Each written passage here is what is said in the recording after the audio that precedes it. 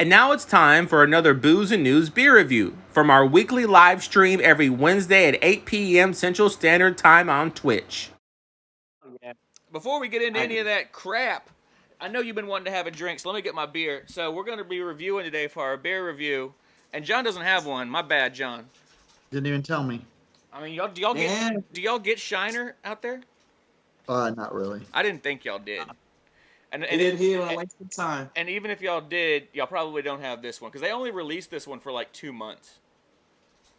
So this is their Oktoberfest, their Marzen style beer, y'all. So I'm gonna pull up the notes. Yeah, Prost, or as the Prost, as the Germans say. At Oktoberfest and shit. So let me pull the stats up on this bad boy while we're drinking it. All right, here we go. Oh, I don't have my logo up, y'all. What the fuck? Where's my logo? There we go. All right. There you go. Okay, so Shiner, Marzen, Oktoberfest. I don't really care about their score. We're going to give it our own score here in a minute. ABV is 5.8. So usually Oktoberfest beer is going to be between like 5 and 7%. They're usually a pretty beefy beer. And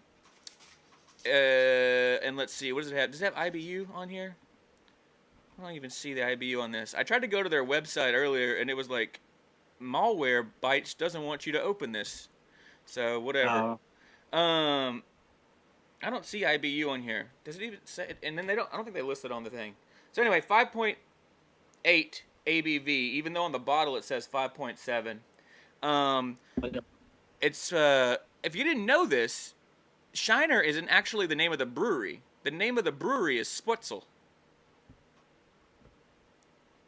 Oh, yeah, it does say that. It says it on the label. Yeah. Huh. Yeah. Fun fact. But it's Shiner, Texas. But it's Shiner, Texas. So everyone always calls it Shiner. This will make other beers besides Shiner. Do you know that?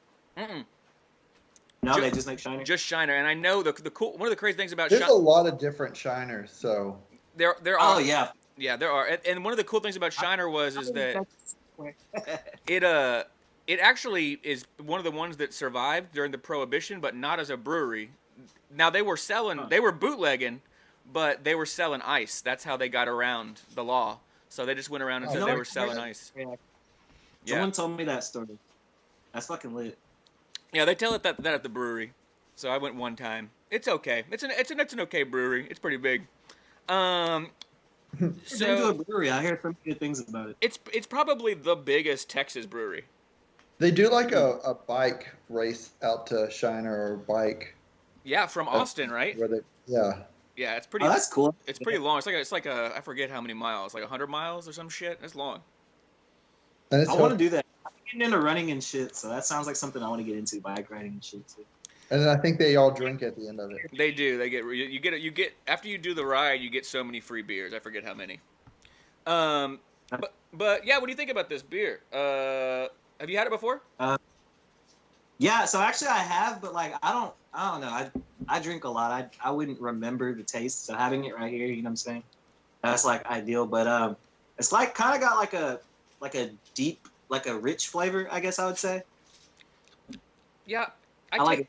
I hit my vape, so now I'm tasting like banana because that's the flavor of my vape. But okay, it definitely has like caramel notes, like because it's all Marzens are like really toasty beers. So how you get the color in the beer? If like this was poured in a bottle, you'd see it's kind of like an amber brown color, and right. that all comes from roasting malts, and that's where you get like that toasty flavor and you get the color from. So. It's going to have some of those, like, toasty kind of flavors. And it's supposed to pair well with, like, a pretzel, right? So, anyway, where do you rate this on a scale of 1 to 10, Mega? What you going to give this?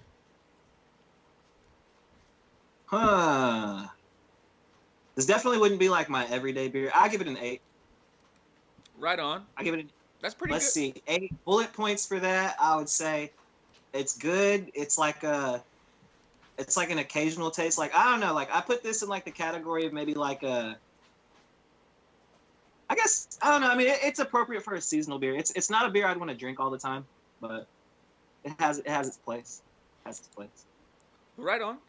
I think that it's pretty good. I'm gonna give it a 7 because I've had a lot better Marzens, but it's good. Like I definitely would buy it again.